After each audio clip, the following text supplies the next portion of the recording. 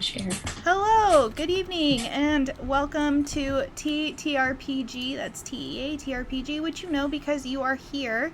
Um, Tonight we are playing a Monster of the Week game, Saved by the Spell, and this is our second episode.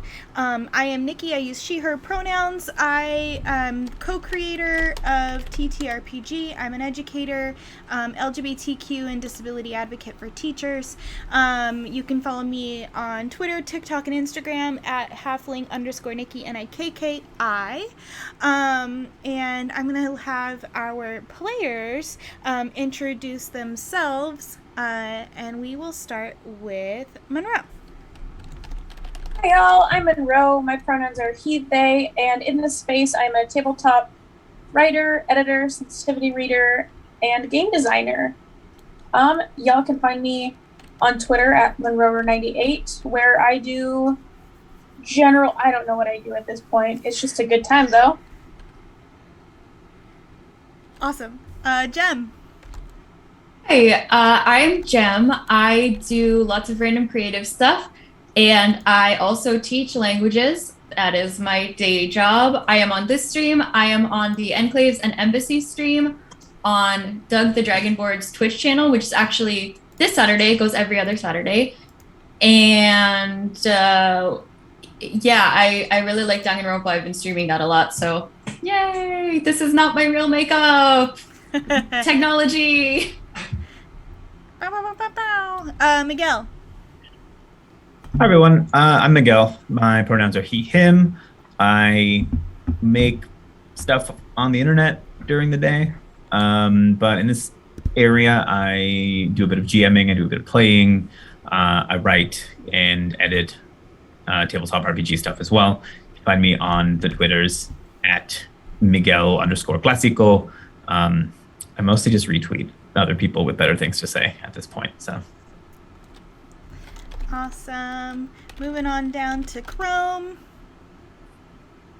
Hi, everybody. My name is Chrome Roman. I am an artist, a writer, and a suffering college student, soon to be back in school like RPCs.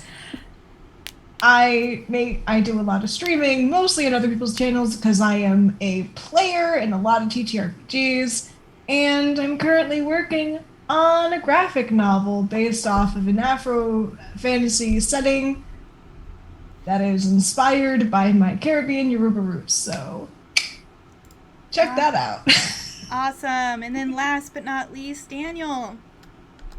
Hi, I'm Daniel Neruda. Pronouns are he, they.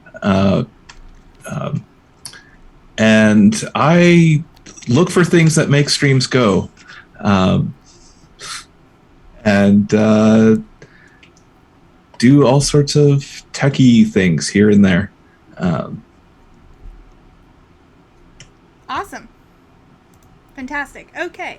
So last we left off, so our team had heard that from the newspaper that there was a group of campers that had gone missing. Another thing that you had heard about, you'd seen on TikTok and Instagram and Snapchat, that there was this hiker who was talking all kinds of nonsense about trees moving around in the forest and all of that sort of thing going on, and that's why he got lost. Come to find out, when you went into the forest, that there were in fact moving trees, and the reason they were giving this guy grief was because his dog had pooped in the woods, and the owner of the dog was not going to clean it up, and so these trees, Hubert, Hobart, and Herbert, had decided to mess with him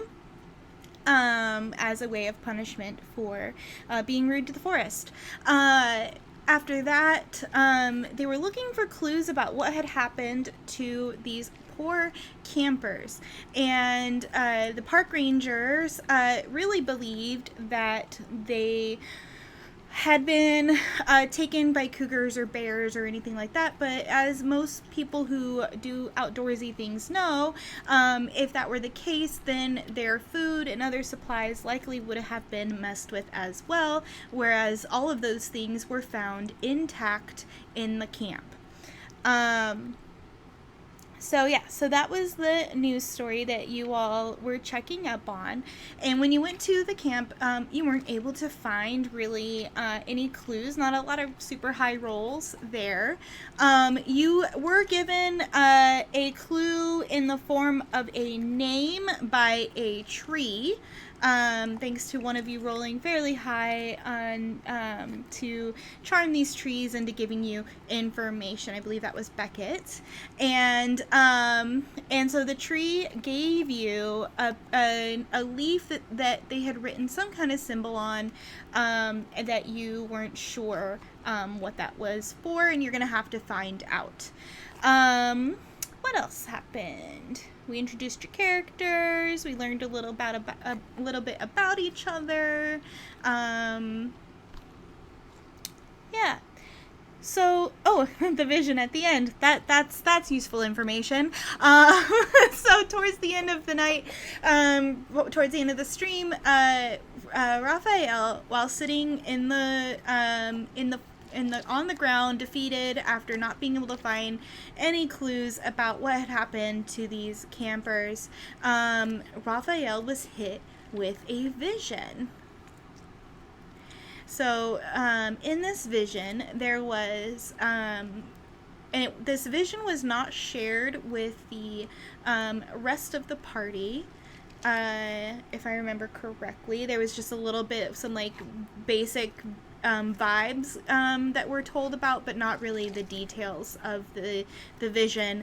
But what the vision was the campers sitting around the campfire when they heard a noise in the forest, and when they turned, one of them was frightened, and in the vision, as if it was watching a movie scene, people were being snatched out of the scene, and at the end, Raphael saw the last person grabbed by a large green hand with long fingers and long talon-like nails on the end, as he heard a cackle. And I don't cackle, so without practice, so I won't be cackling for you. But that's what you heard, and you just gave basic vibe information to your teammates. Not a whole lot else was shared. So, that all being said, we are going to start today in the lunchroom. And your campus, because of all of the problems that have happened, you're super close to a lake. Too many kids have done things that had gotten them in trouble with the lake. All of these things. It is a closed campus. Without supervision, you are not allowed to leave campus for lunch.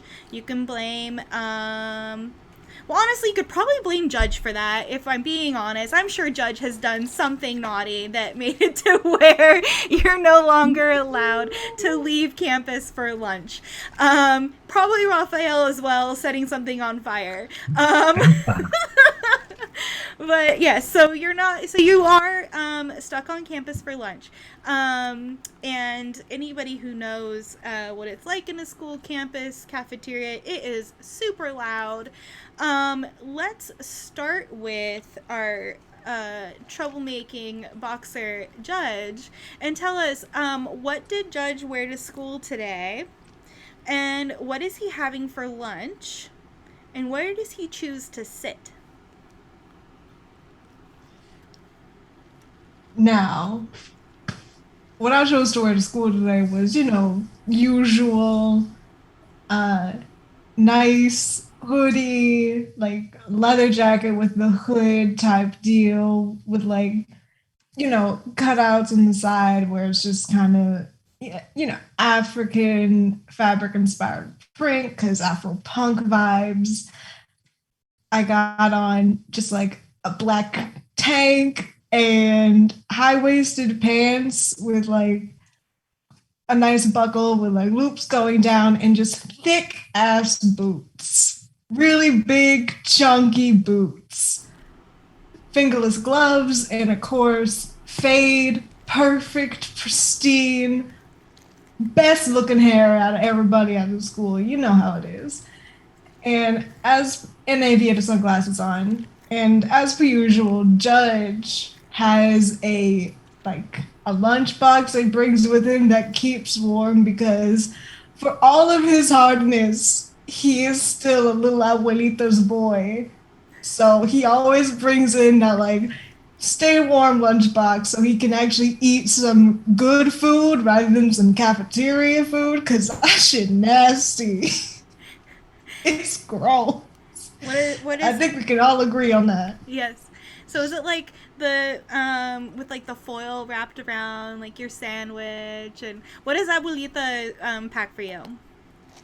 A sandwich? No. Mm-mm. It's like arroz con pollo. Like, it's an actual lunchbox that keeps warm. It's used by like a lot of construction workers, and so it's just everything is nice, steamy. Pops it open, and all you smell are spices and hot peppers and just perfectly cooked chicken. And just you can smell the sazon. You can smell the achiote in the air. It is brilliant. Amazing.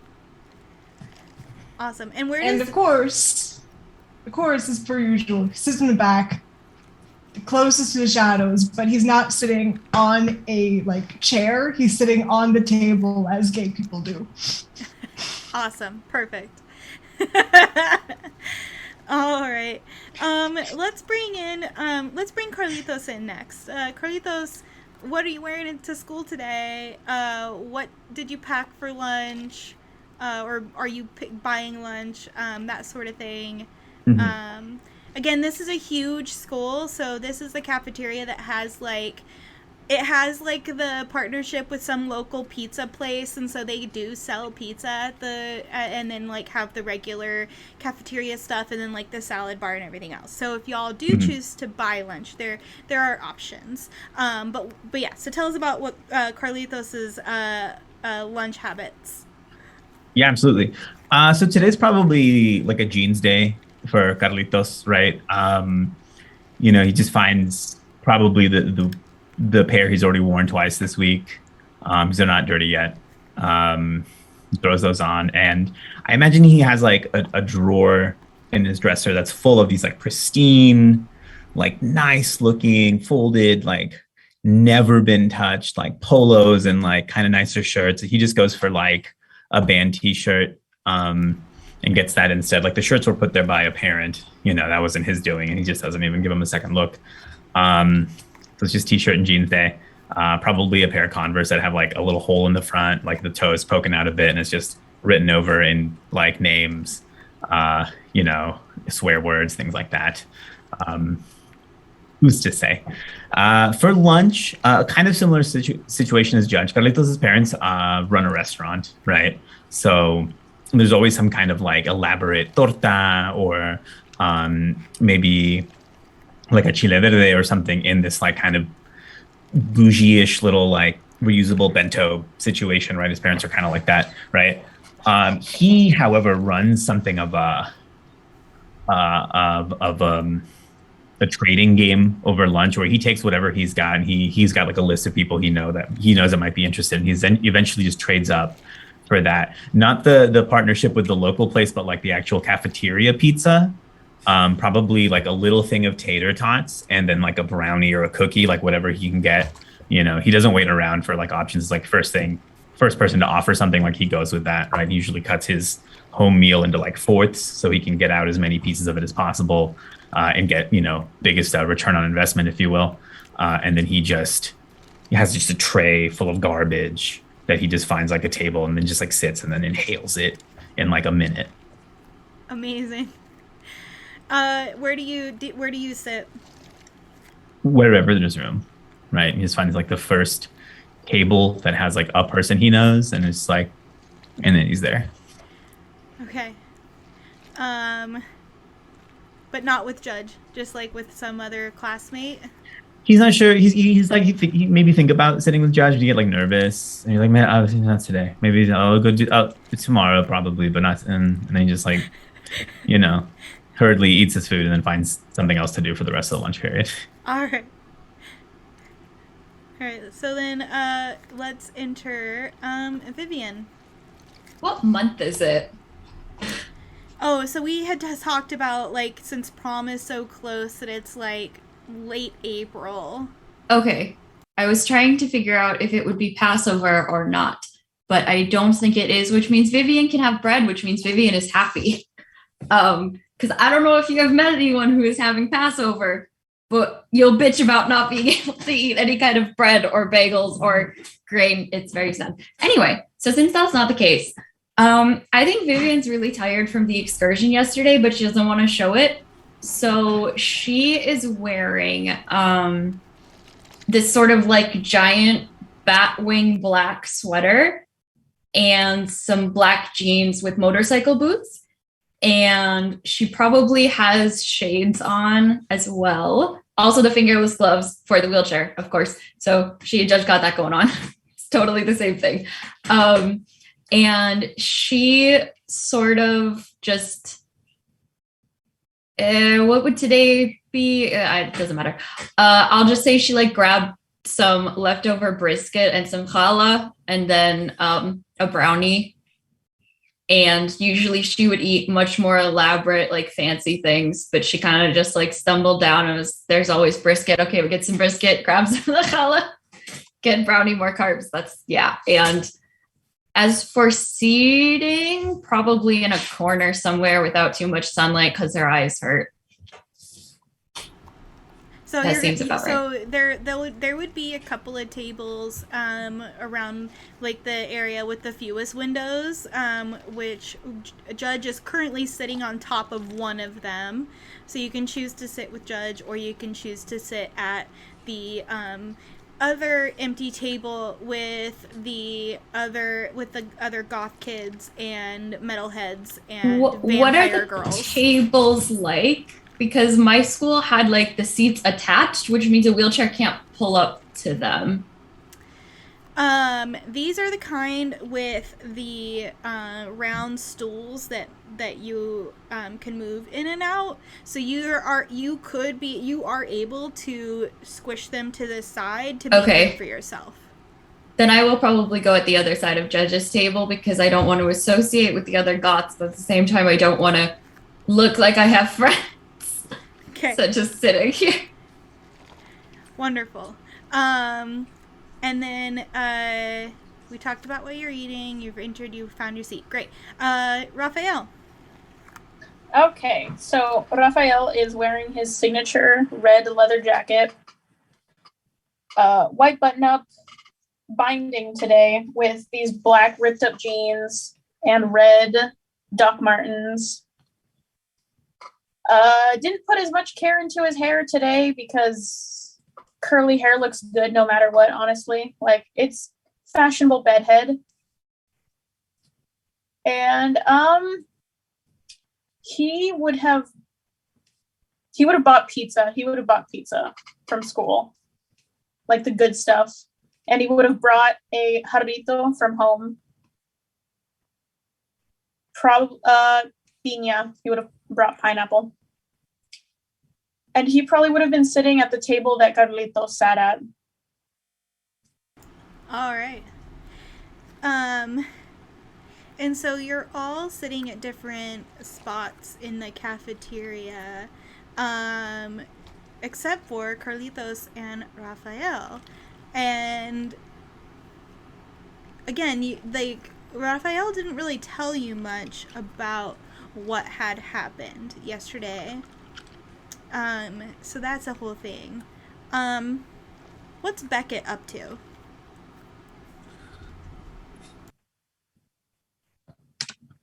See, it depends if Beckett had a chance to talk to them earlier today or not. Oh, as far as like Beckett's appearance, if you ask Beckett, Beckett is dressed as a proper school teacher would be. Daniel will tell you that the salesman was very happy when Beckett walked in.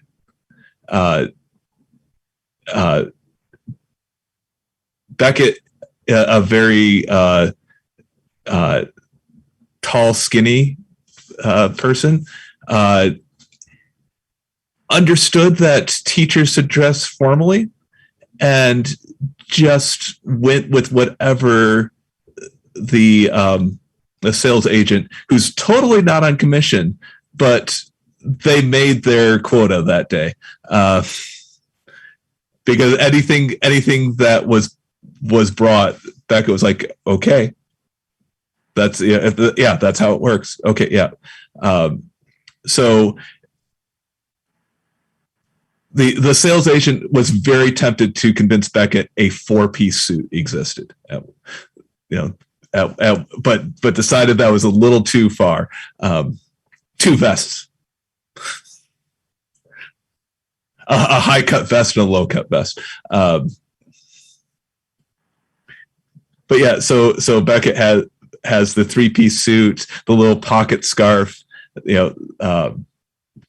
cufflinks, just everything, and does not look the way anyone else at the school looks. Not at all. Also, none of it is tailored. It is all off the rack and loose fitting. Additionally, and you're not sure if maybe you just never noticed this or if this is new today, Beckett on their left pinky finger has a ring of a wolf's head with amethyst stone eyes. And as far as the quality of this ring, you're worried that your hands turned green just looking at it. This is like Hot Topic, Spencer Gifts. This is mall jewelry. Somehow it seems okay on their hand, but this is not an elegant piece.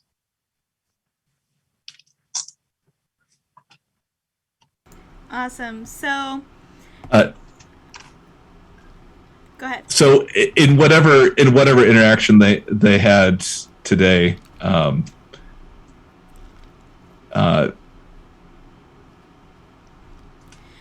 Beckett seemed a little bit more brief and disjointed in talking to Raphael than usual, and handed him the leaf that they'd gotten from the tree. That yes, I've researched what I can. I think your family has some insight into what this could be. I think you should see what they have to say. And I think today that's something you can all handle on your own. Uh-oh. And then Raphael went and did that, leaving the rest of us. Disappeared. Well, let's see if we get them back. Let me open Discord in case they message us. Well, I was going to make a joke, but someone's racing down my street because of course they are, but I was going to say that I hope all the viewers and Beckett knows that Vivian would have absolutely managed to come out of her Batwing coma sweater to comment on their fashion choices and in fact explain that there is not a 4-piece suit in existence anywhere and that they maybe want to take off a vest, but this is said very low energy, like vest. Why? Oh no! Why? No, that did not actually happen. That was just to illustrate the amount of control the sales agent had over Beckett in that moment. But are they wearing 2 vests or not? No. Oh. No. Okay. So anyway, so you gave the leaf. Raphael, Monroe, what was the last thing you heard said? Oh, you're muted.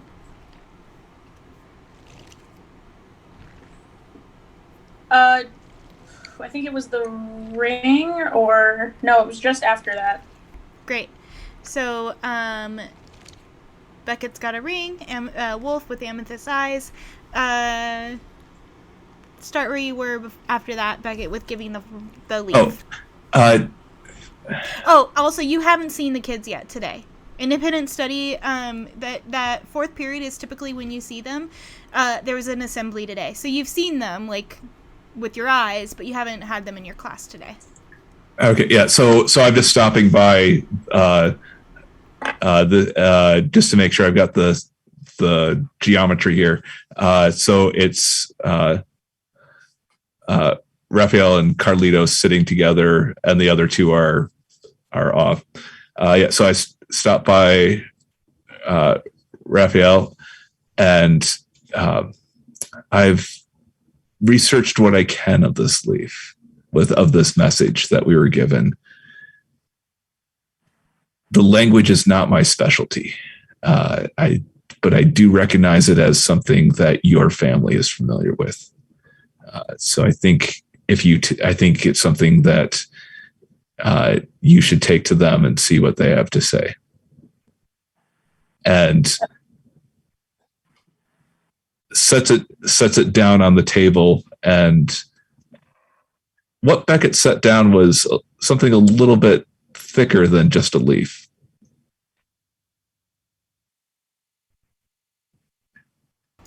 Okay. Why is it thicker than a leaf? Because when he picks up the leaf, there are 4 passes to leave campus underneath of it. Oh ho ho! Great. So everyone's got their food.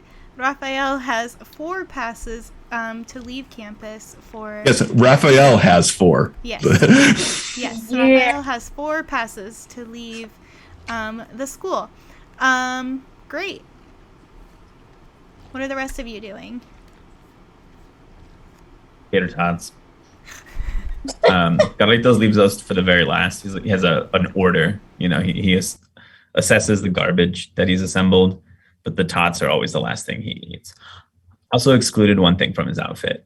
He is wearing the homemade chainmail shin guards under his jeans, just in case. So everywhere Carlitos goes, it's just ching, ching, ching, ching. A little, them it's a in the little shower. noisy.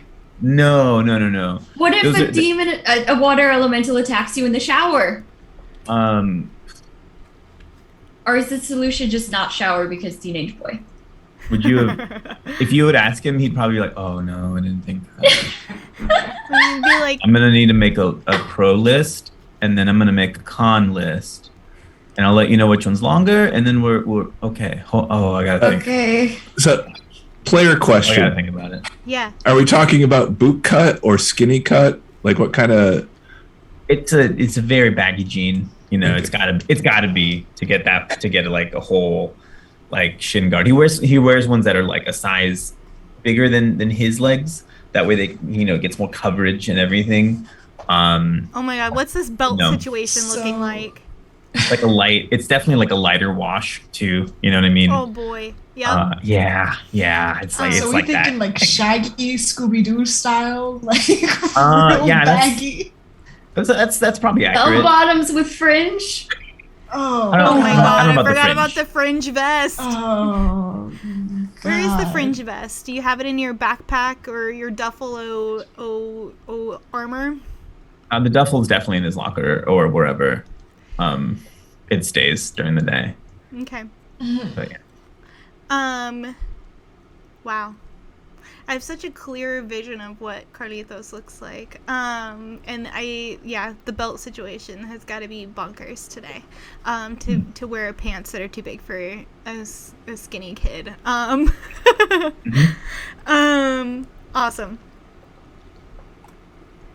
How about the rest of you?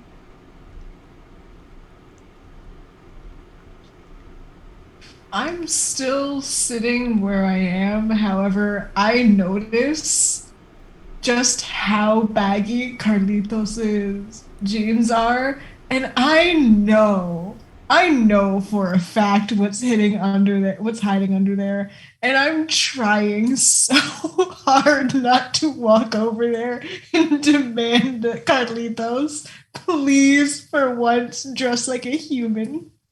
I have no such shame. So I will roll over to Carlitos and say, Carlitos, I am in the midst of an adventure hangover, and I can't call them clothes. The fabric you have decided to curse your body with is making my eyes bleed. Please take pity on me and take them off and then burn them and burn the shin guards because I know they're under there. I will find you something to wear. I will sew you something to wear. Just take them off. Don't. But then I wouldn't have pants on. And I've got I auto shop after this, and I gotta wear pants in there. I spill oil all the time. You could spill enough oil to make pants and it would look better. But I can get you into the costume department and we can find you literally anything else. Is that what they made pants out of in the Matrix? Oil? They're so shiny. Yes. I helped design the costumes on the Matrix, and I know for a fact that they were made of oil. Instantly excited. He's like, "This could work." Okay, yeah. Right. Let's make some clothes or whatever. Okay. What band shirt is he wearing? Let me. Shoot. I earlier had all of the track lists from the first 5. Now that's what I call musics. I think we established that's the only music he has in his trucks. That's all he listens to. So it's going to be something off of there. Oh my god! Oh my god! Oh my god! Is it a band shirt that belonged to his sister? Probably. I should have just kept these tabs open. Now we'll never know. It's a fastball shirt. Why not? I'm not familiar with that band. I don't think you're supposed to be. Cool. Yeah. Don't sell shirts, by the way. I will also ask, are you a fan of form-fitting shirts? Because that's like it has the silhouette, and that's fine. Okay, You go then. But I will. He just kind of looks at it. Do you want hot pants? I would give you hot pants if you'll take those ones off. Sparkly leggings, anything. Judge, are you gonna Leather let that asses happen? I'm just sitting there and I'm genuinely leaning in for once to hear what's happening. And somehow Judge's expression just grows more and more pinched and angry in a combination of genuine anger and also just, the stages of grief. Well, Vivi's going to play it up all first. 7. He's If she has an all audience. 7 right now. Or, I have probably the choir's been doing like those Gregorian chants. We could probably steal one of their robes. That could work. It might, the bad guys might think you're a cultist and then they'll be scared of you. And then you won't have to wear the armor. I can get you some amulets too. I walk over. Ambulance. You have to stop this. Yeah, I was going to say, what is Raphael saying about this? So we've got Judge walking over, but before Judge gets there, Raphael, are you reacting at all? Are you just going to sit there? Dude, what's the last album you bought yourself? He has to think really hard about it. Please tell me you've purchased music with your own money. Please. Illegally downloaded? Anything? I listen to these playlists that some Fortnite streamers put together.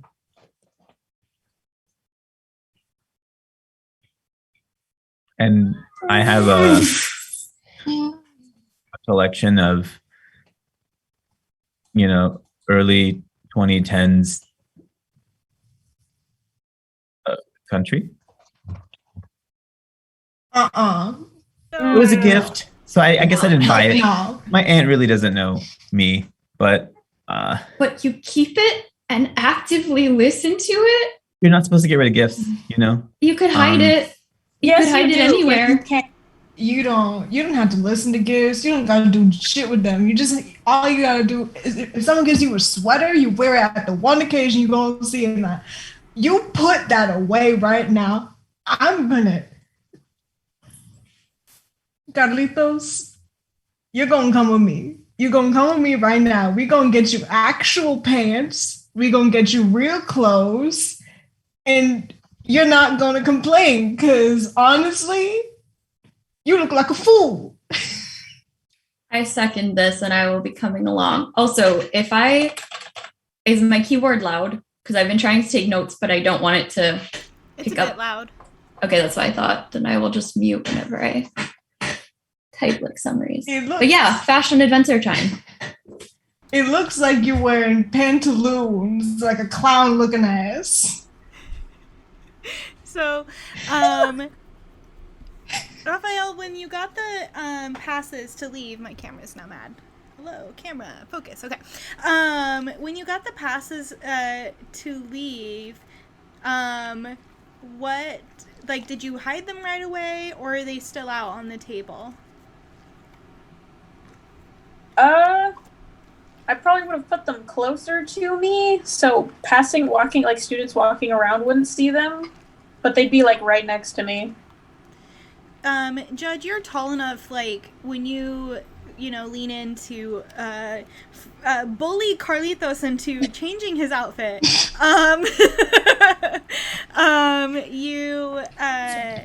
you do notice that, Raphael has those, passes to leave the school.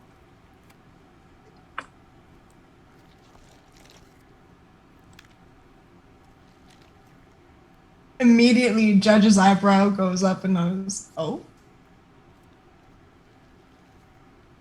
hey, Carlitos, looks like we got a chance to for once, just for one day, up your game. I am going to try and swipe one from Raphael." Raphael, are you I'm gonna going puppy dog challenge- face. Are you gonna challenge that, or are you just gonna let Judge take it? I'm going to swipe it first, but then hand one to Judge. Okay. And then just like pass them around to each. Oh, I was gonna say thank you. Great. So you See all have your this? passes. We're gonna go. We got work to do, but also part of that work is making you dress like a human rather than a fool. Let's go. Raphael, you also have the leaf. Yeah. I will also swipe that. Great. So, as you go to head out, you're stopped by one of the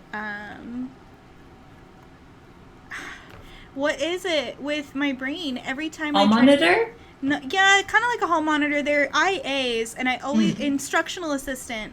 So there's an instructional assistant who is in charge of making sure people aren't leaving campus and that sort of thing. So you get stopped, and she sees your passes and then lets you all go. Beckett, are you gonna leave when the kids do, or are you doing something else? At this point, Beckett has already left. Well, no. Beckett didn't. They didn't rush, so probably leaving about the same time, but just coincidentally. Okay. And so, there is, a couple of places that the group could have gone to do the clothes thing. For the leaf, I'm assuming you're going to the Botanica. Is that accurate? Yeah.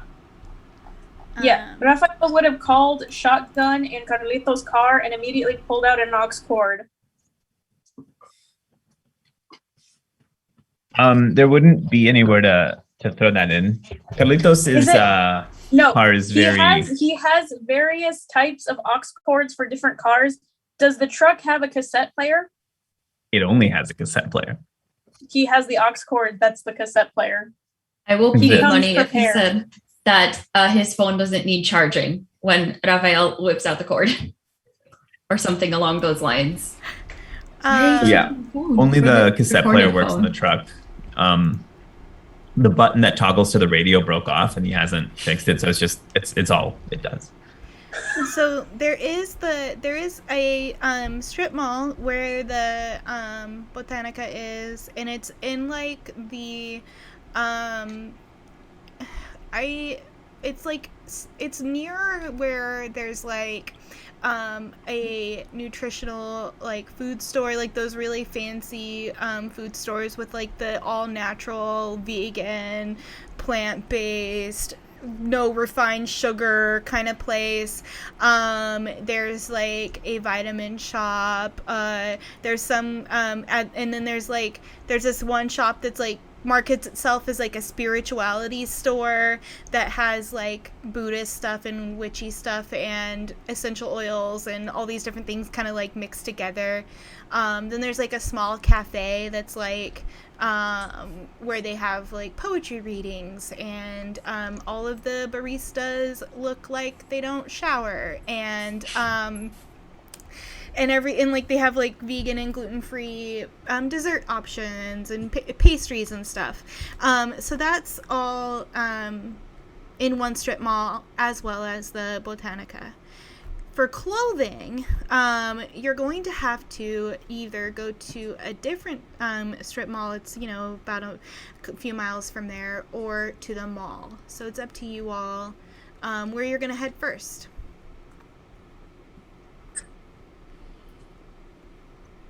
Well, are we discussing this before we get into the cars? Because otherwise we might have a problem. Yes. We probably discuss it before we get into our vehicles, because you Okay. know the moment I hit my motorcycle, I'm gone. Yep. So I'm going to give you a topic. Coordinate your schedule. Talks amongst yourselves. Okay, so Carlitos, if you would describe your style or personality in 3 words, what would it be? Please don't say knee pads. He thinks really hard. And I always kind of wanted to look like Sporty Spice. I can make that happen.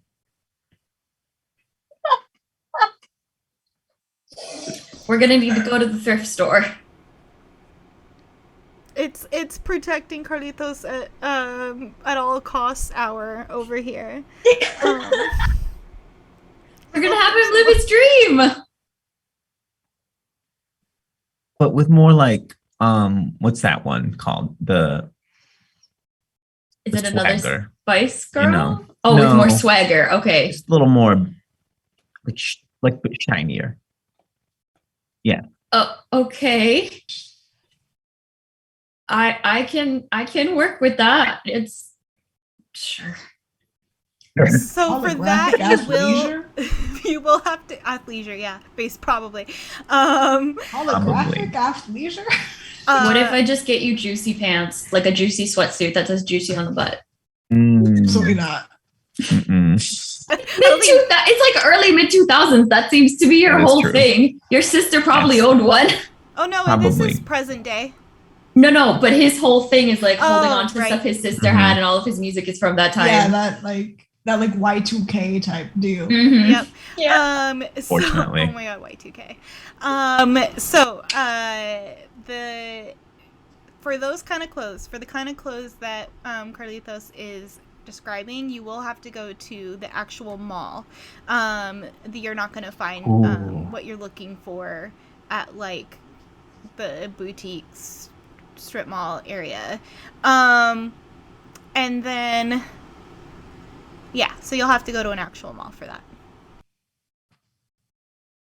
Let's go to the mall. So leave first or mall first? I mean, I personally think that Carlitos needs to get human clothes before we do any sort of investigating, because who is going to take us seriously? For once, Judge is in complete agreement with you and will not admit that. All right, to the mall. Oh, that's great. So, the mall in Fur Hollow it's one of two malls, and this one in particular is a you're like, why would they build this? Because Fur Hollow is kind of like Seattle in that it's always misting and or raining and having few sunny days, and yet they wanted to be like the malls in California where they're like half indoor, half outdoors. And so it's shaped like a pentagon shape, like, some kind of polyhedral thing. And the stores are in there, and then in the middle there is a courtyard with like a fountain and all these nice things that barely anybody hangs out at other than the people who smoke on their smoke breaks from working at the mall. I was hoping it was going to be a pentagram, and then we could do some dark ritual summoning at the mall. So you head to the mall, and you take Carlitos to there's your big box stores like Macy's, Nordstrom, JCPenney if it hasn't closed yet, that sort of thing. There's no JCPenney's around here anymore, and trying to think, because I know not everyone is from the West Coast, so I'm trying to think of like your equivalent. You want like department stores, or what kind of? Do you have Macy's and Nordstrom and? Yeah. Okay, so that's one place you'll find the kind of clothes that that Carlitos is talking about. But you also have like your specific, like, this is the Nike store and this is the Adidas store and all of that stuff as well. Also, who's paying for this? Because y'all are teenagers.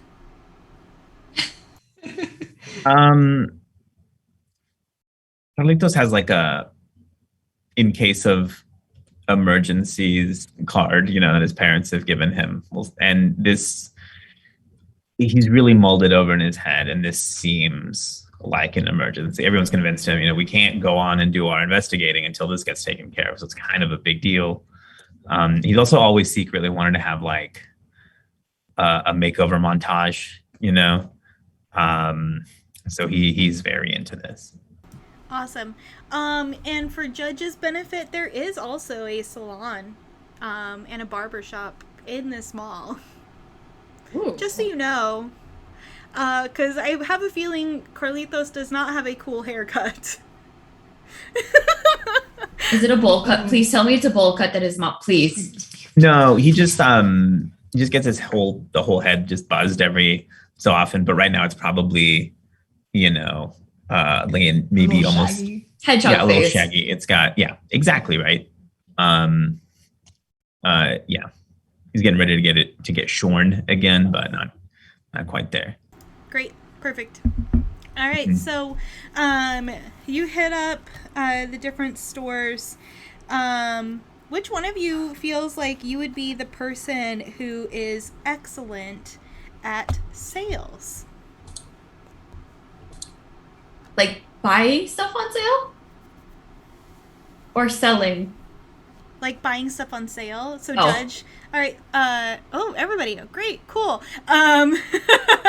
We all cheap here.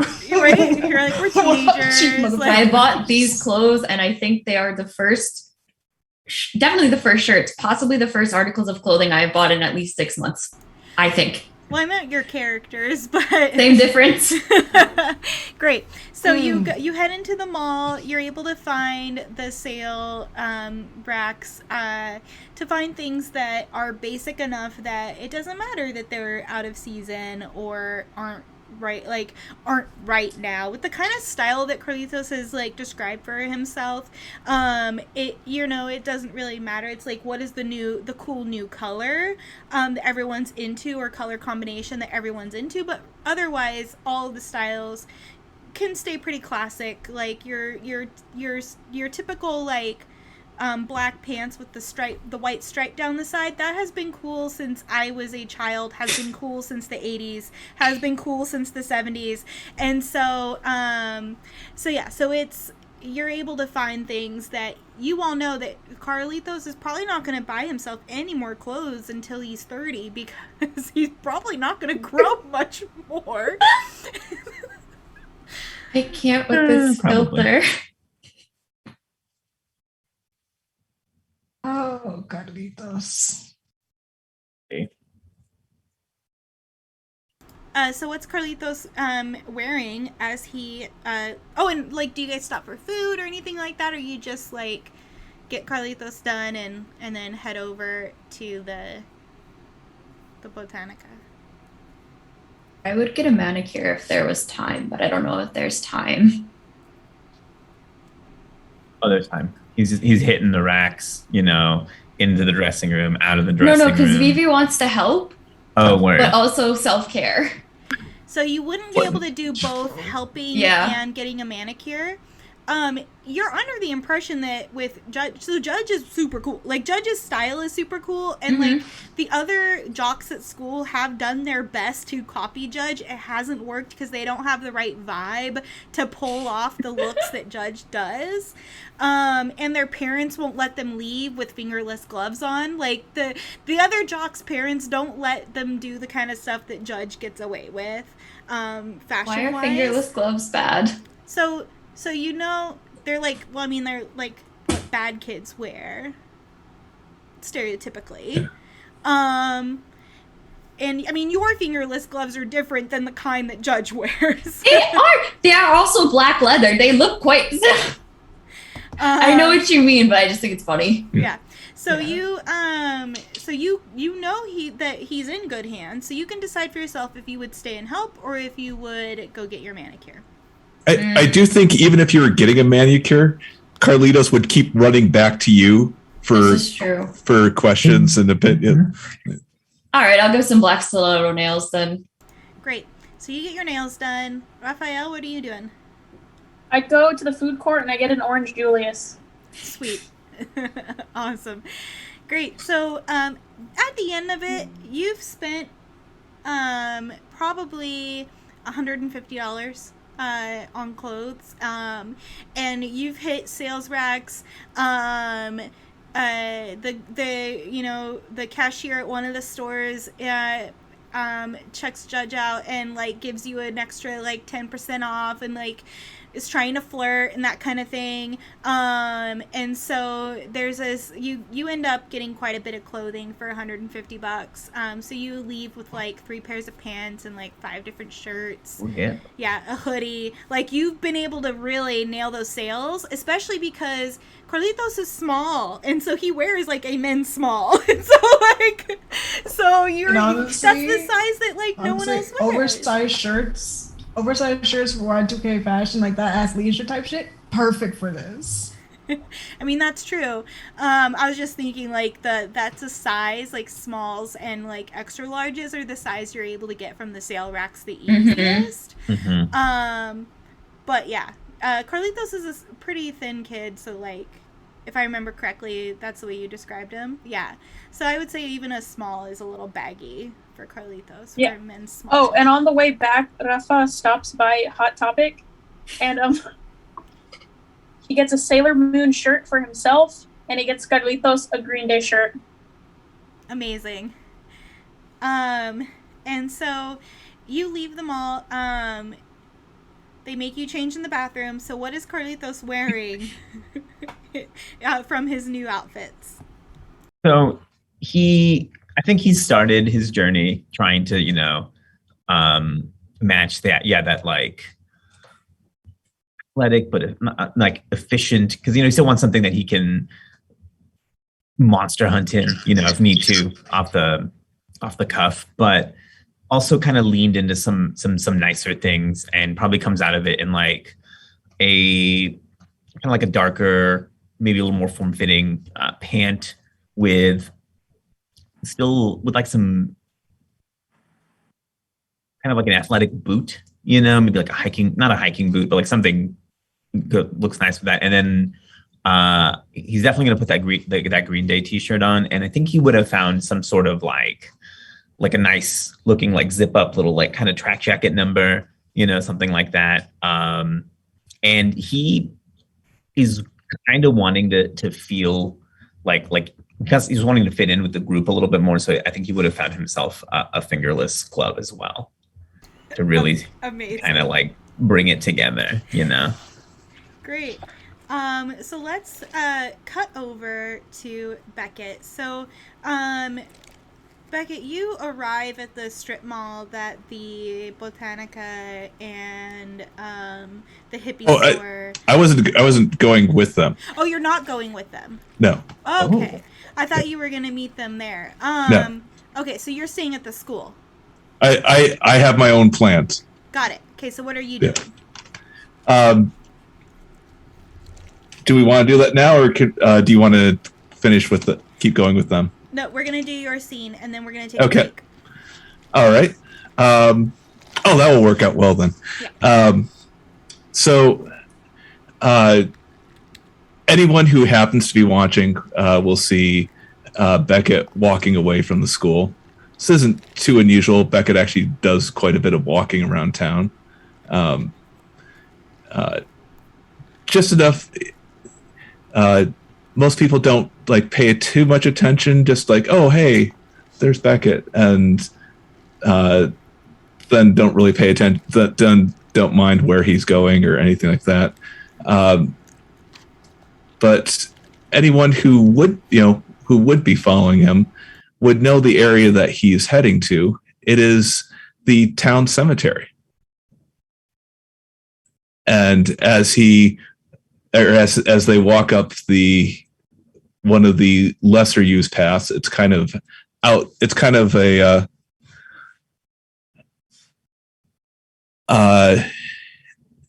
how some cemeteries have the spots that just are like less optimal. They're just kind of off in a corner. It's not untended. It's just a place where no one else coming to the cemetery would necessarily notice anything there. And there's a gravestone of a couple, and they are not important. But there's a smaller gravestone next to that one.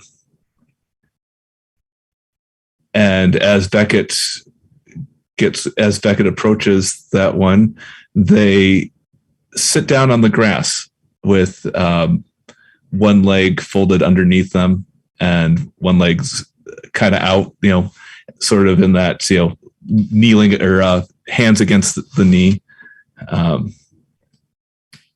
And they sit there for a few moments and take off their glasses, set them in a pocket, and you're right, Scott. It was a hell of a party, and from that kneeling position, they lay backwards, putting their hands behind their head and laying against the grass, and start playing a piece of music from their phone. And it is a rock harp piece, kind of March to May or Lindsey Sterling, something like, that kind of stuff. This particular piece of music, though, has intentional gaps in it. It is a solo piece with accompaniment, but you get the sense of something missing in this song. The song is about absence,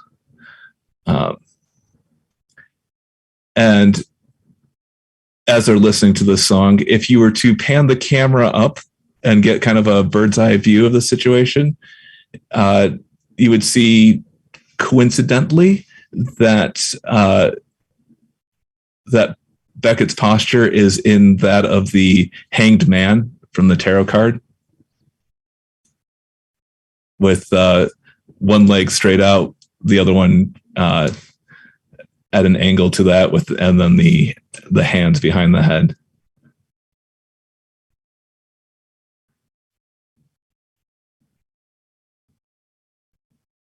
And do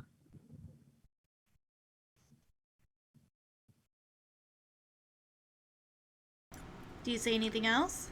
Yeah. As the music's playing,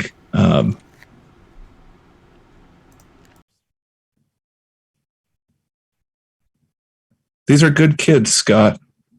I hope I can be better this time. Especially for Carlitos. But yeah, you would have liked them.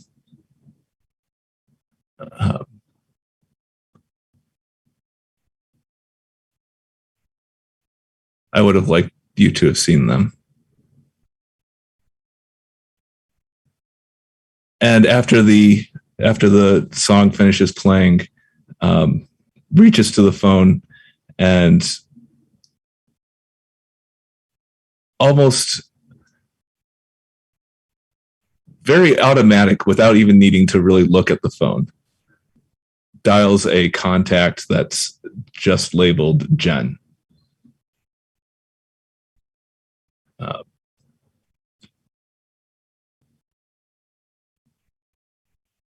Does she answer? It's her answering machine. Her, not answering machine, but it goes to voicemail. No, actually, she does use an answering machine. Okay. Because she actively screens her calls. And the message is,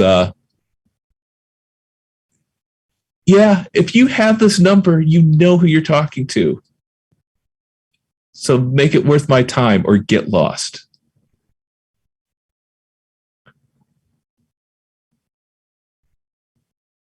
Hey, Jen.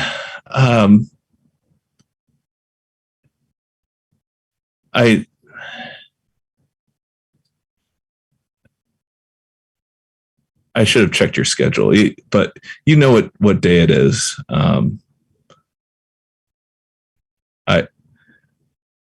I just wanted to. Have you heard from Lib or Emmy at all?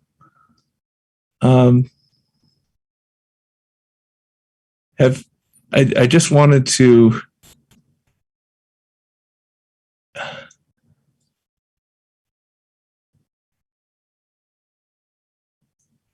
It'd be nice to know what happened.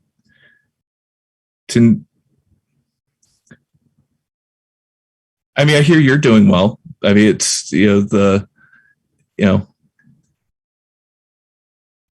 I follow you on the music blogs. Things seem to be going well.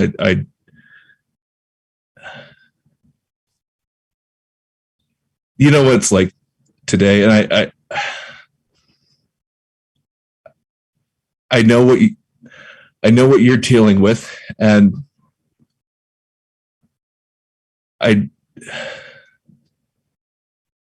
that's where the machine cuts off. Perfect. I wanted to say I loved him too.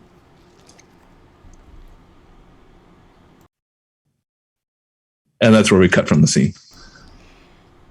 And as Monster of the Week is based on a television show, here is where there would be a flashback, and you would see the same high school.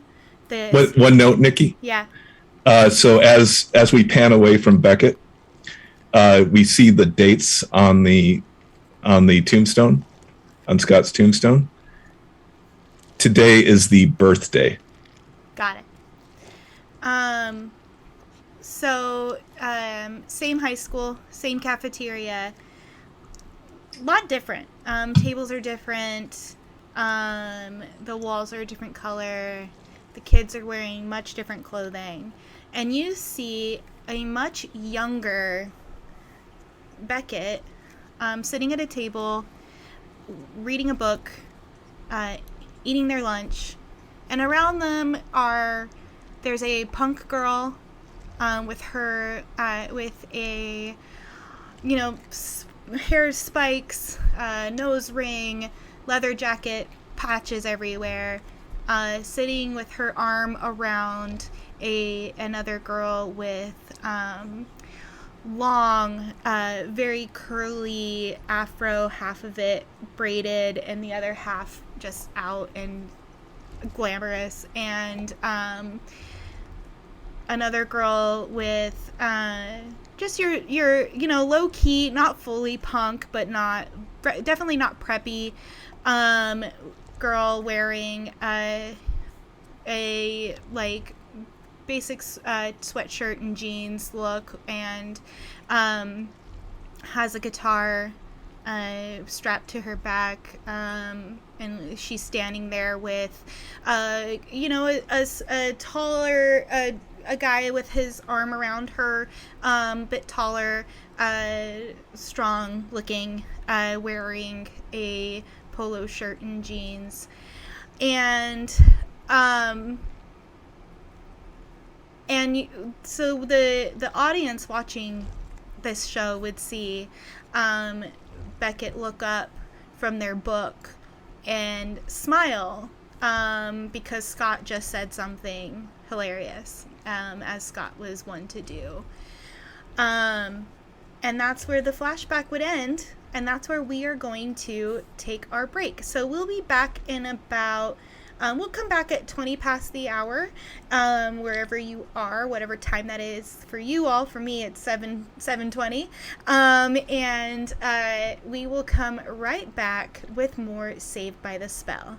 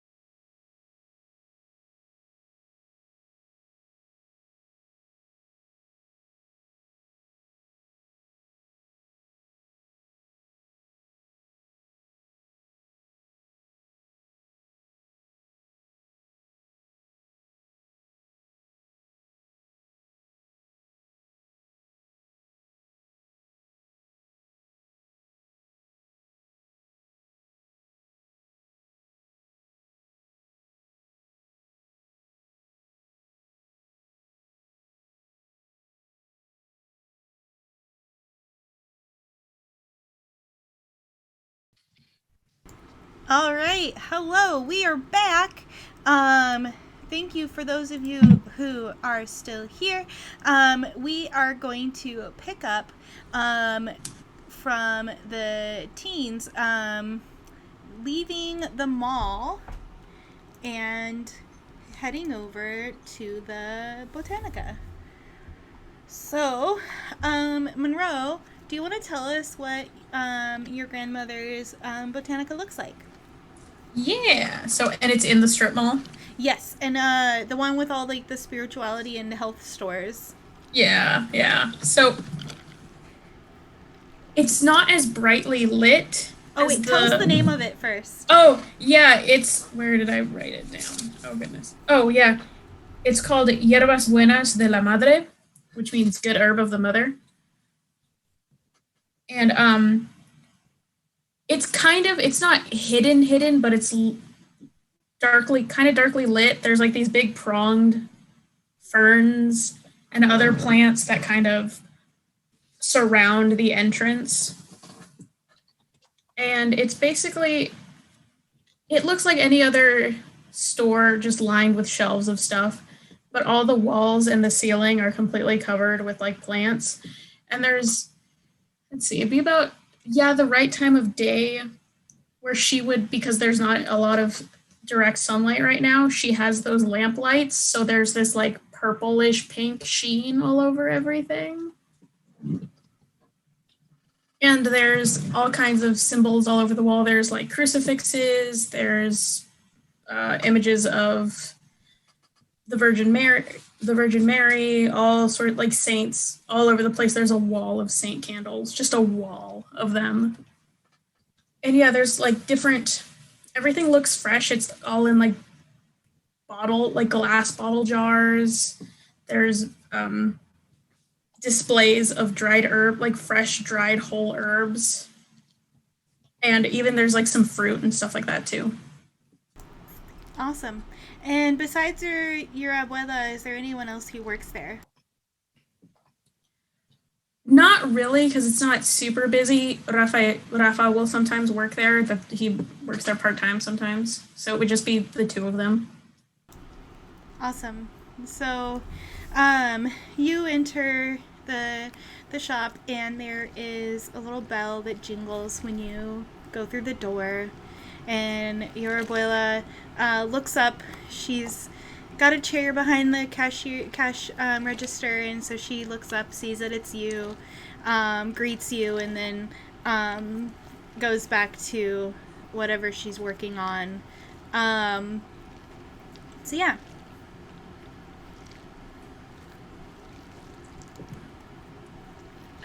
Rafa will just say, "Hola, Mama Lupe." Hola.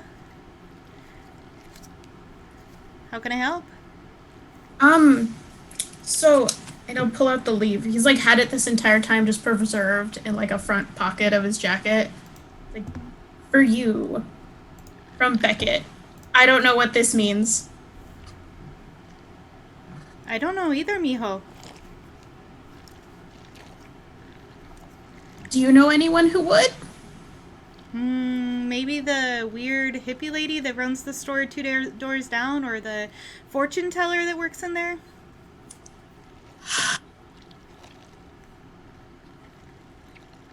Okay. Sometimes she's right. Sometimes she reads the tea leaves and she's right. Sometimes she's wrong. Most of the time she's wrong, though, let's be real. Yeah, but she knows what these symbols mean.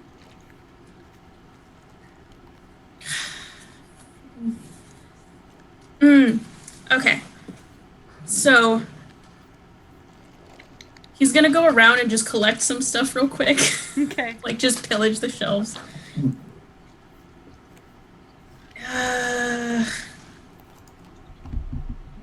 No, I have rosemary. I have yerba buena. I have yerba mate.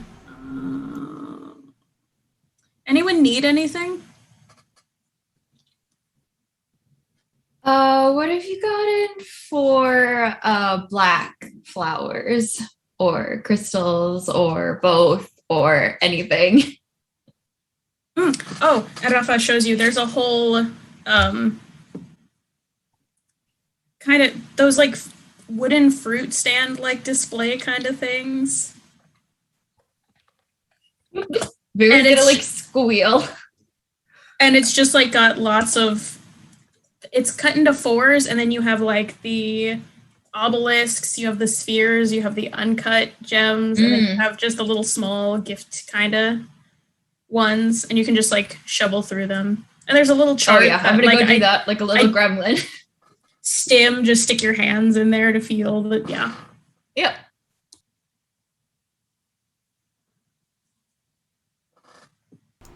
What are Carlitos and Judge doing?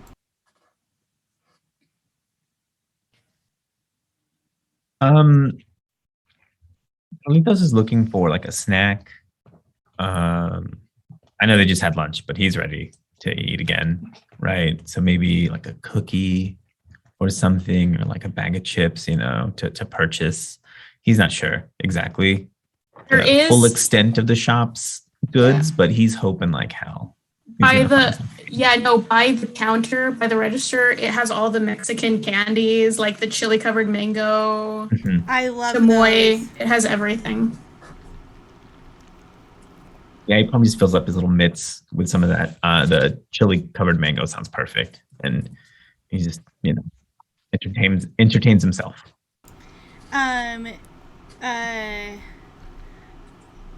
Abuela Vargas looks at you and is like, "Oh, Carlitos," and like pinches your cheek and tells you haven't been eating enough, and goes to the break room and comes back out with a aluminum foil with tamales in it and like gives them to you. It's just like you're not eating enough. Here you go. Oh, sweet! And I snag one. Right. Of course, right? Yeah, and he's stoked. He puts the rest away. He probably eats one now, and then like saves some for like an hour from now. Honestly. Perfect. Mhm. Great. And so you get all your supplies. Judge, are you doing anything in particular? I'm not really doing anything. I don't want my grandma to know, so I'm hoping if I just be polite to Doña Vargas that she won't tell me abuelita that I was here during school hours.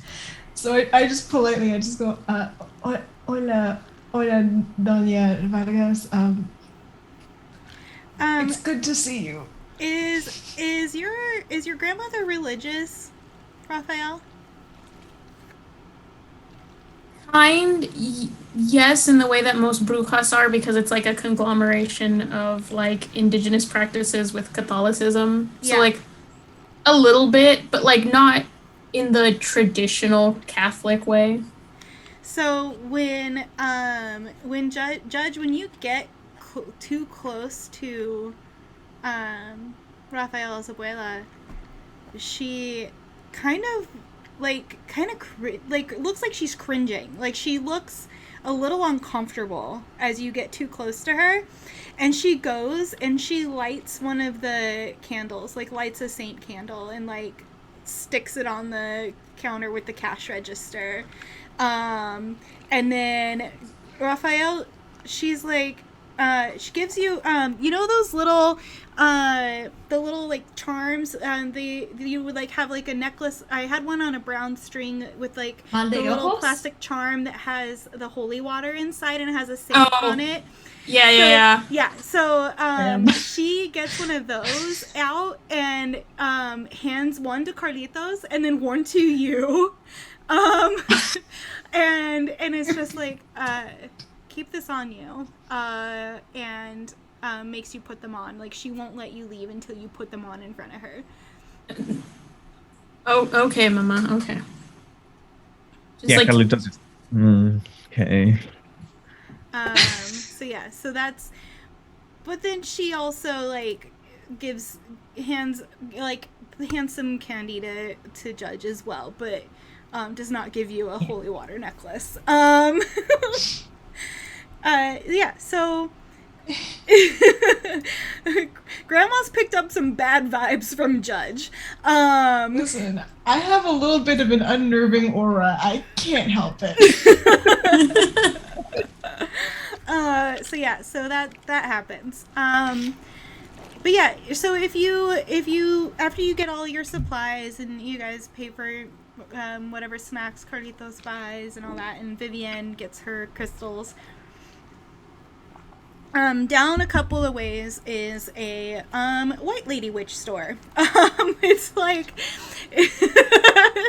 it's marketed as like a spirituality store, and so it's got a lot of there's a lot of appropriated cultural things, Buddhist stuff, your typical.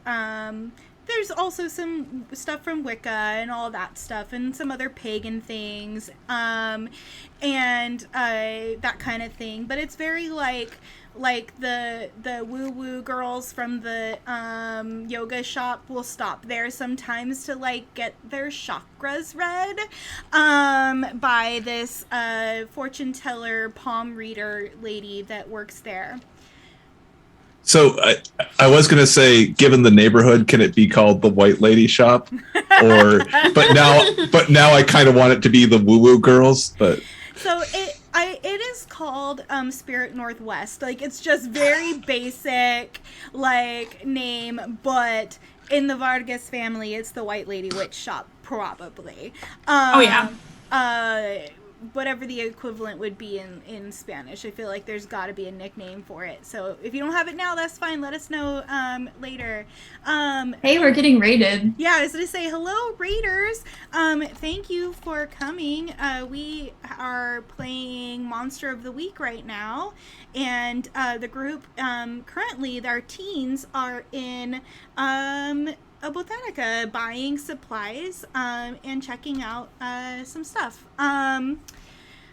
So yeah, welcome to TTRPG. I just dropped our information in the chat. I am one of the co-creators here, and these are our amazing guest players for our 3-episode Monster of the Week game. So we have Raphael, Vivienne, Juan Carlos, and Judge are all teenagers, and Beckett is their mentor.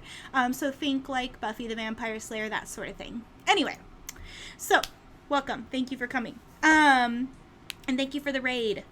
So the where was I? Oh yeah, so you head into this shop, and I want to think that like Vivienne, you've probably been here before you learned about like magic shit being actually real. Mm-hmm. Like, you've probably come in here before to shop. I don't think so, because No? I think Vivi would understand enough to know what cultural appropriation is and why that's a bad thing.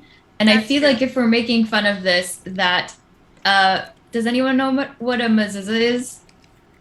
Mm-mm. So a mezuzah is a thing that has a bit of the Torah in it, and you put it by your door so that the bad spirits can't get in, and you're supposed to kiss it. Oh, So I feel like one of those is there, which is not what you should do if you're not Jewish. So she's gonna like roll her eyes, but then be like, "You gotta do it though."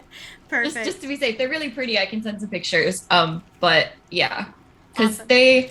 people don't know this, but the weird white lady witch shops also steal a lot from Judaism. Kabbalism is from Judaism, and I get a little scared every time I see a celebrity in it, because only the most skilled of rabbis are supposed to do that anyway. But yeah. So I think she probably came in here once when she got excited and then looked at it and then was like, roll out.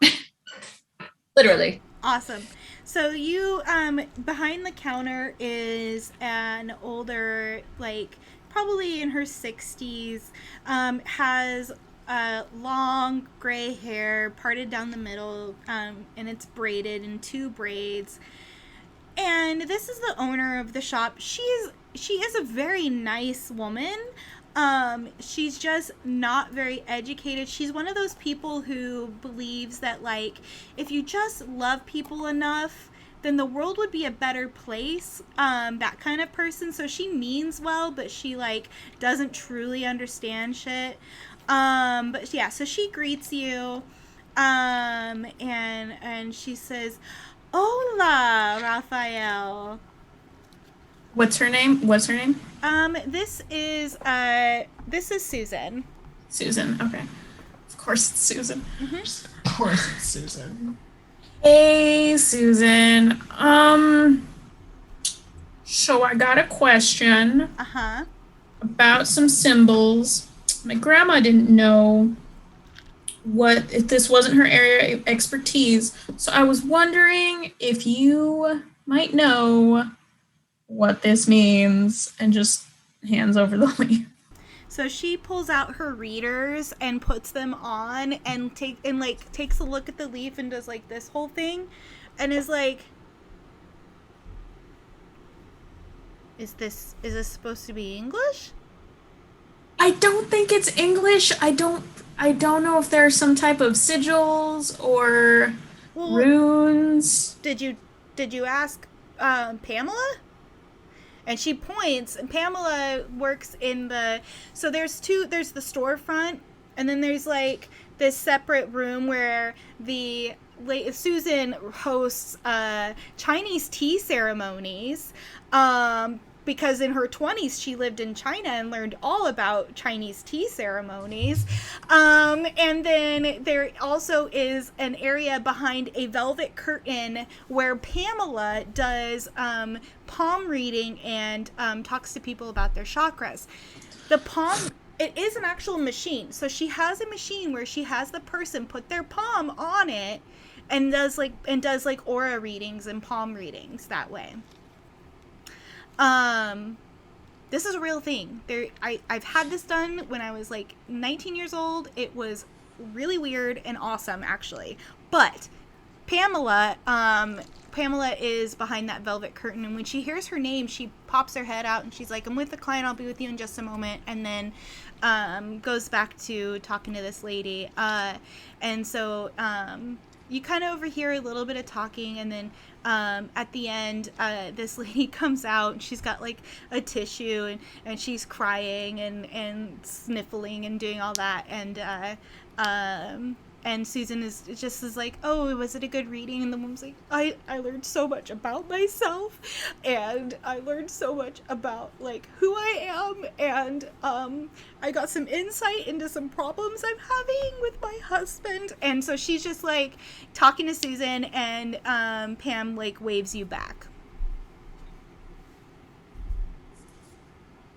Okay. How many people are in the shop?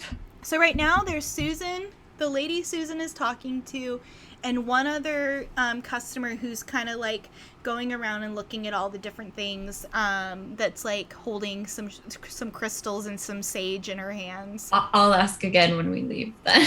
Okay. I have an idea. And then, so Pam waves you back, and you explain to her the leaf thing again, and she puts on her readers, because she's also an older lady with gray hair. Hers is braided down the back, just like one long braid, and she takes a look, and she's looking at this leaf, and she says, "Oh, I haven't seen this in a while. Interesting. So it looks like a name. They've kind of written it oddly. Where did you get this?"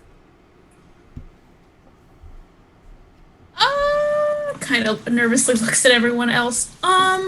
A credible source in the woods. Don't worry about it. The internet. So I'm going to need you to roll manipulate someone. So roll 2d6 and add your charm. Oh god, what is my charm? Okay, there is something there. Thank god.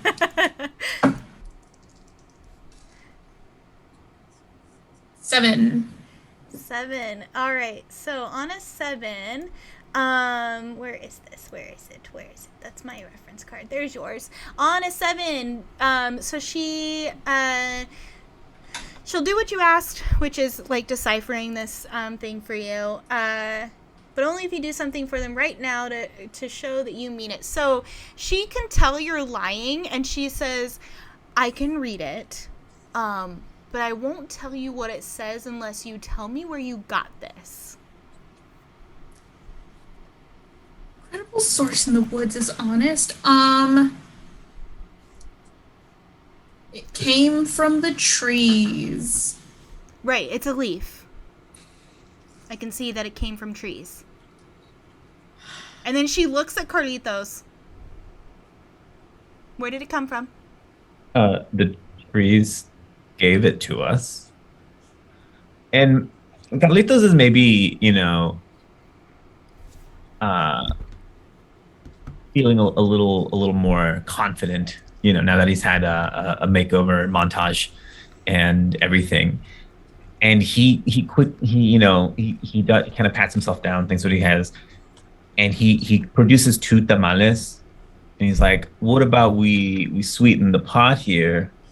Stop asking so many questions." Are these from Senora Vargas? They are Absolutely fresh. are. She made them last night. Ooh, yeah.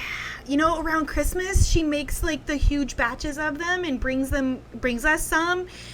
Oh, they're so good. Okay, fine. And so she takes out a mirror and holds up the mirror to the leaf and kind of tilts her head sideways, and she's looking at this and she goes, "Oh, it is a name, so I was correct."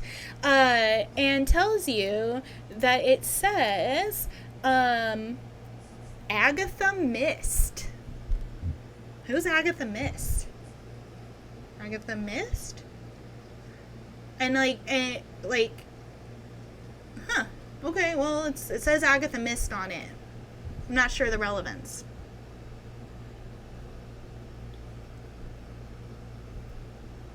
So you're telling me it was Agatha all along? Do you know an Agatha? The theme I don't think you do. Yes.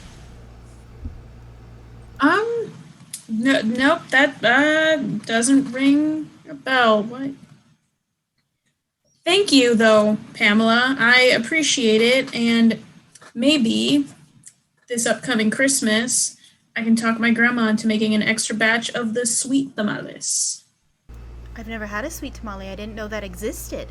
Mm-hmm.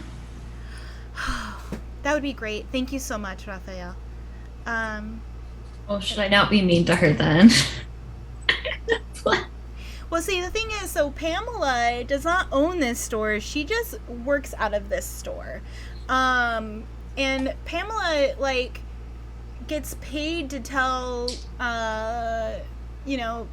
upper middle class white ladies what they want to hear. But actually, is accurate. You get the vibe from her that she does what she needs to make money, but that she actually does legitimately know somewhat what she's talking about. This would be so funny, but I don't want to be mean to this woman because she helped us. All right, I'm gonna roll out and I'm gonna look at the other lady, Susan, right? And say, "Susan, I tried some of your tea and it helped me so much, and I just wanted to say Shay. And then I'm gonna stand up for the wheelchair and go, "It's a miracle!" And then go out. I had to. I didn't say the chakras. I didn't. So Susan is flabbergasted, and just immediately goes to her phone, and when you do this, the other person in the shop whips their cell phone out and is trying to get a video of you walking away. Do you take your chair with you or do you leave it there? I'll take it with me. Chairs are expensive. But people, I don't know if you understand, people make that joke every time I stand up. Yeah. Or almost every time. So I'm going to do it now. I would say but yes, I take the chair. Susan is not aware that ambulatory wheelchair users exist. Yep. And so as far as she knows, that was very... And probably paralyzed from the neck down, obviously. Yes, even though I came in rolling with my arms. It's fine. So she picks up the phone and immediately calls her partner, and she's like, "Jean, you'll never believe this," and just goes on and starts talking about what happened. Pamela, on the other hand, just rolls her eyes and sees that her next customer is waiting, and she's like, "Hey, thank you so much for the tamales. I'm here if you need anything else. I need to speak with this client now. Yeah. What? Thanks, Pamela. I said I validated her. Oh. Now she feels good about herself. But yeah. Anything else in the shop? As I leave, I just like to knock something over and play it off as an accident. Awesome. Oh, I wanted to note, I actually said the mezuzah backward. You're supposed to touch it first and then kiss it because it's blessed. And I got that. I think I said it wrong, Okay. but that is what you're supposed to do. So, yeah. Although, no, I won't steal it because that would probably. Okay, so Judge, as you are leaving the shop, you just kind of like tip something over. Susan's too, like, she's on the phone, doesn't really notice that it happened. But as you go to like touch the thing that you choose to knock over, you get this like weird buzzing feeling in your fingers. And you just knock it over and you leave.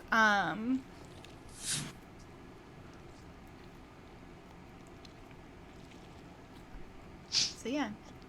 I think don't Carlitos trust would have that. polished off the rest of those tamales that he had, like in the store, just unwrapping them and eating them. Just because once you eat the first one, you might as You well. gotta keep going. Yeah, you can't You stop. You just can't So- stop. No. God, now just I want keeps- tamales. however Why did many I he bring has it to- up? I don't know. Why did you? Why did I bring it up? Now I'm hungry. But I'm imagining there's like crumbs going some places and whatever. And if Susan notices, he's like, that smudges right out, and then just like leaves. Amazing. And so Pamela moves on to her new customer. Judge leaves. Vivian's made a scene and left. Do you go back to school or do you all just hang out for the rest of the day? Fuck no. So what do y'all do? I like how Judge is neither of those options. Like, Listen, we're already out of school. We may as well just stay gone. Yeah. I'm just saying. Takes more effort to go back. Mm. I think. Besides, who really wants to go deal with teachers now that we are here having a fun time? Y'all want to go back to a stuffy classroom? Because I don't. No. No. That's what I thought. so, Nikki, what time of day is it at this point? So it's probably like 2 p.m. It's not that much later than, because lunch was probably around noon. So probably 2:30 maybe. So there's maybe like an hour left of school at this point. So Carlitos probably has practice after school actually.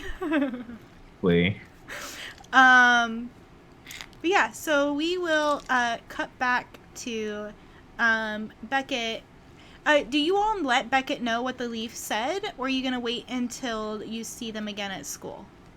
I probably would have, because I assumed because of my grandma I have like their number and I can just be like, hey, this is what it says. Okay. I don't know what that means. So you all definitely have each other's phone numbers because you've been hunting before and have dealt with like other minor threats. And so you get this text message, Beckett, from Raphael in the group chat, and it's a name. It's Agatha Mist.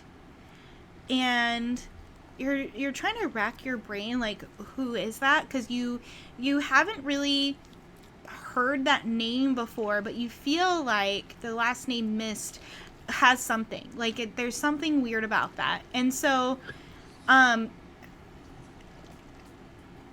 having been told that, like, Raphael, did you tell them about the hand, or what did you tell them about the vision that you had? I just would have said a long, nasty green hand snatched these people out of the dark. Got it. So, Beckett, you're putting that together, and you're like, okay, so Agatha Mist. You remember that the trees told you that the person who took the campers was called Agatha Mist.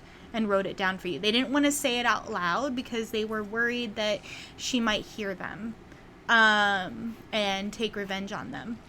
And so, sorry, I'm getting distracted because my dog is at the door snuffling for some reason. He's in here with me and I guess he wants out. Anyway, so the name Agatha Mist and the hand and the thing like that, you're starting to get an idea.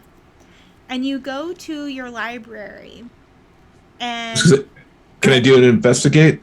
yeah, roll so you're here? gonna investigate a mystery.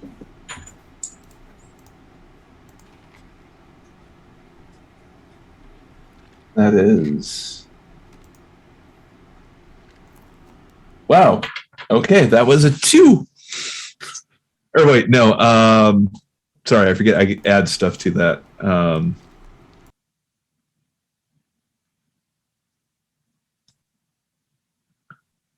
Do you add anything to investigate roll? I forget. Your what's the word? Sharp.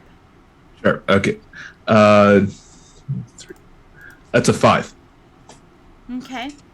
So on a 5, that is a fail, so you can mark experience. And you're not sure. The name sounds like it should mean something to you, and in combination with the description of the hand, you're starting to get an idea. Yeah, it's like on the tip of my tongue, but like all the searches I do keep coming up with like Gwyneth Paltrow goop results. It's like there's this Mist is used too many times now. It's like it's just all a mess. So there's something. There's some more. There's another piece I need to this. There's something. Yeah, and so you've got your compendium of humanoid creatures, and there's chapters on different types of creatures, and so you know that you're gonna figure it out, but you have to do some more research, and so that's what you do. So you set out in your library and start to do some research. Is there anything anyone wants to do before we end the day? Conversations you want to have? Oh, I will, before we leave, I will hand, and I'll put this in the Discord, Carlitos a list of bands and artists that he needs to listen to.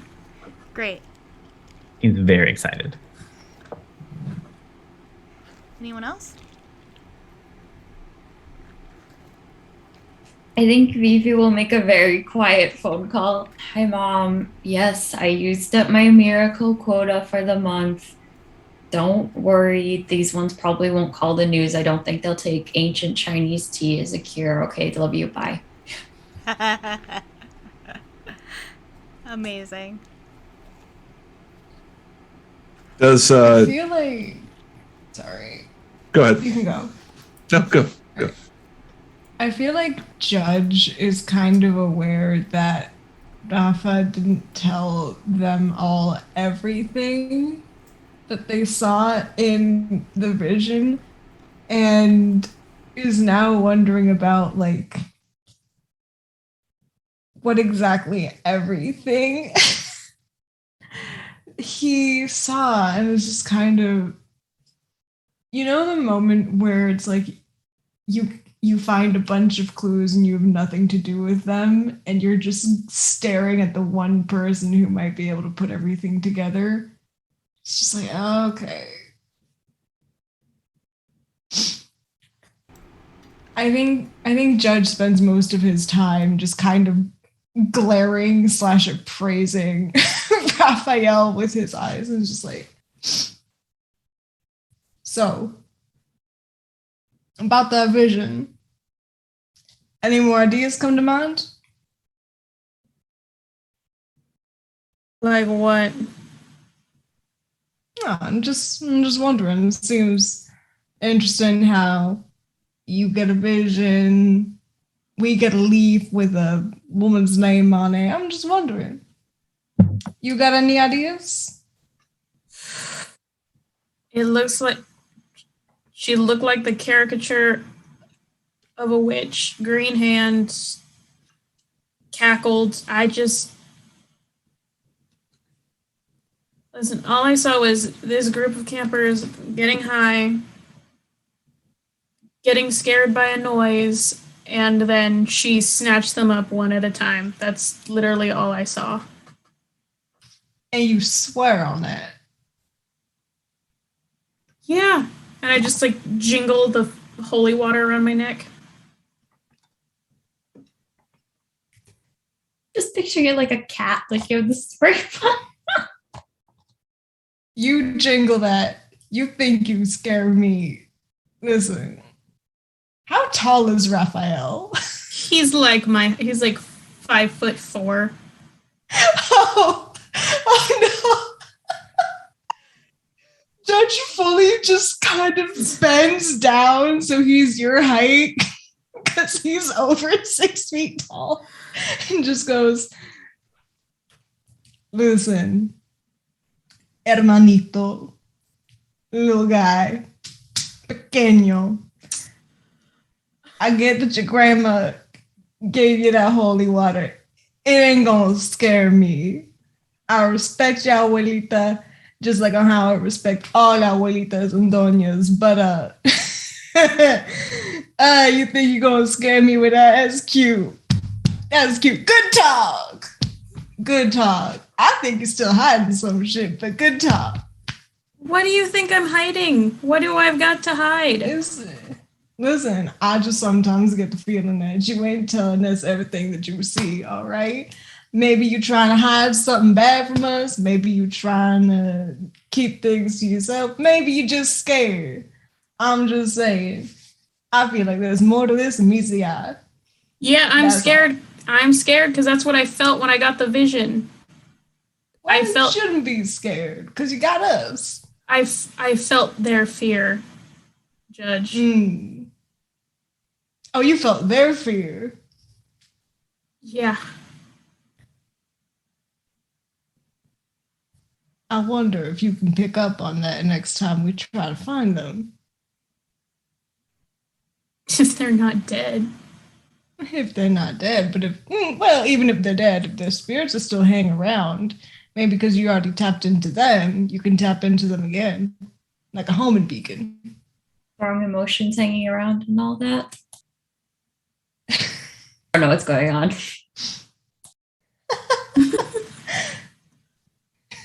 It's like a tracker, an emotional tracker.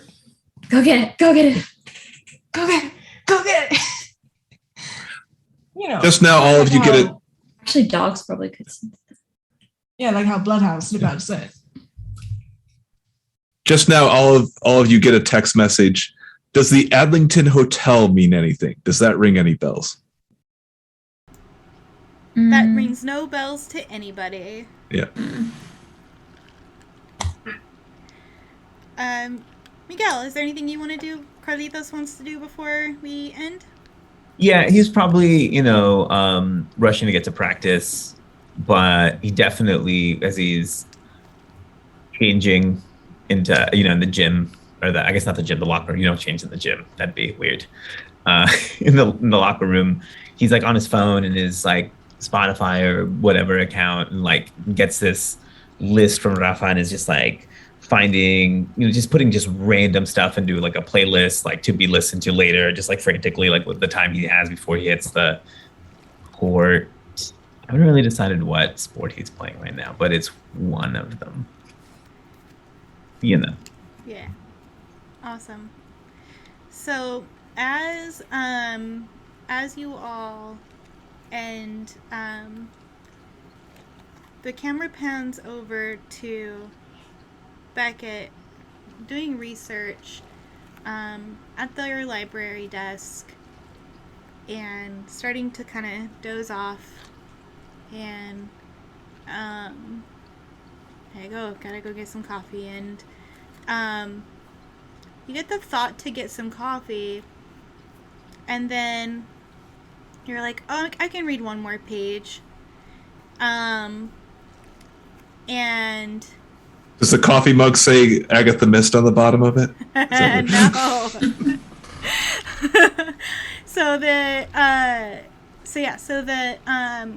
You're like, okay, I'm gonna read one more page and I'm gonna go get some coffee. And as you fall asleep, you do this, but unfortunately, you fall asleep at your desk before you can get that coffee. And you're dreaming, and you have this dream, and you can't really see much, but you can hear the whimpering of a young adult, maybe like an adult with the whining, they sound a little young. Directionally or like all around me? You can't tell where it's coming from. And so in this dream, you hear this voice crying, and, oh man, what happened to Tom? And it smells so bad, and she's so scary, and I'm never gonna get out of here. And you smell the smell of cooking flesh and burnt hair. And right when you are about to open your eyes in the dream, you open your eyes in real life. And you've barely been asleep. And you turn the page in your book, and on the very next page is the picture of a humanoid figure, hunched, and head larger than it should be for its body, and arms longer than they should be, and these claws, and this mottled olive green skin color, and this scraggly hair that just looks like it's never been washed. And you turn to this page, and on the page you see this figure. It matches the description, at least the hands do, for what Raphael had said. And on this page at the title, you're in the age section. This is a hag. Specifically a green hag. And you know that green hags, at least the ones that you've run into in this area, tend to keep their victims alive as long as possible, so they don't have to leave their cottages very often. And that is where we'll end tonight's episode. There might still be time. There might be time for one of them. Judging by the dream, one of them is no longer with us. Anyway, I am Nikki. I am an educator, co-creator of TTRPG, the channel, and the talk show. I'm an LGBTQ and disability advocate for teachers. You can follow me on Twitter, TikTok, and Instagram at halfling_Nikki, NIKKI. I no longer have that stream. What am I doing? On Sundays, we have 2 more episodes of Clockwork Vines, where I play on Honey and Dice's channel. It's a steampunk Call of Cthulhu type game. I play a big, butch, lesbian, tall boxer called Emo. On Wednesday nights, I play again on Honey and Dice's channel, in her game Composure, which is a game that she created, where I am a dancer named Fiona Flowers. And then I have this on Thursday nights. Last Sunday of the month, we have our talk show, where we interview guests and even have a musical guest. And coming up, we have Sarah, who is Mustang's Art, famous for the combat wheelchair, as well as my good friend Marie, who is Java Cat Cosplay, known for her Caduceus cosplay. So that will be, and then Derek, the Audiomancer, is our musical guest. So tune in in for that the last Sunday of the month at 2 p.m. Pacific. It runs for just about an hour, and it's a lot of fun. So yeah, we'll go in reverse order this time. Daniel. What am I doing? Sorry. Tell us who you are and plug anything you want to plug. Again, I'm Daniel Neruda. You can find me around the places, probably most easily at Daniel Neruda on Twitter. And you should go check out Nikki's YouTube channel, TTRPG, and subscribe to it so she can actually get like a real URL and not just a bunch of random characters. True. I'm gonna put that in the chat. Thank you for plugging something on my behalf. Great. Let's move over to Chrome. Hey everybody, my name is Chrome Romine. I am a visual artist, writer, streamer, guy who's making guy who's part of a fan band for Dimension 20. I am currently writing, as I mentioned earlier, a graphic novel, multiple ones, mostly an Afro fantasy inspired graphic novel in a world of my making. And I'm also in Sigfigs Collective, and we are coming out, which is a Dimension 20 fan band for people who are fans of Dimension 20. We are coming out with a new album, which drops this September. So be on the lookout for that, gang. Get excited. It's very good. Awesome. And moving on over to Miguel. Hey everyone, I'm Miguel. You can find me on Twitter at Miguel_Clasico. I just love all things tabletop. I GM a little, I play a little, I write. I'm available to guest on stuff if you're looking, podcasts, streams, greens, potatoes, tomatoes, you name it, I'm up for it, Great. Jem. Hi, I'm Jem. I do creative stuff to make you smile, and this is how I actually look. I was trying to turn off the filter because I actually look a lot more tired, which I am. But I do various creative stuff all under the handle Disabled and Fab. Thanks for the idea, Miguel. I am also able to guest star or voice whatever. I think everyone else probably is too. I don't know. And I also voice a very cool character on the D&D campaign Enclaves and Embassies, which just started. Our next episode will be this Saturday on twitch.tv/Doug the Dragonborn, but I promote it on my stuff so you can find it. But they are a Circle of Stars druid who is also not really sure how they exist. So that's really fun. And yeah, I guess that's all for now. I'm very disabled. I'm very tired. No worries. All right. And Monroe. Hey y'all, I'm Monroe. My pronouns are he, they. I am a freelance TTRPG writer, editor, sensitivity reader, and game designer. Also available for hire, by the way. And y'all can find me on Twitter at Monroe98, where I am a goblin. I'm just a goblin. All right. Well, thank you, everybody who tuned in. Oh, Rainy Keys, I just saw your comment. No worries. The VOD will be out as soon as possible. Still trying to deal with the tech issues I had in episode 1, so we'll get that going. Thank you, everyone who watched, and have a great rest of your evening.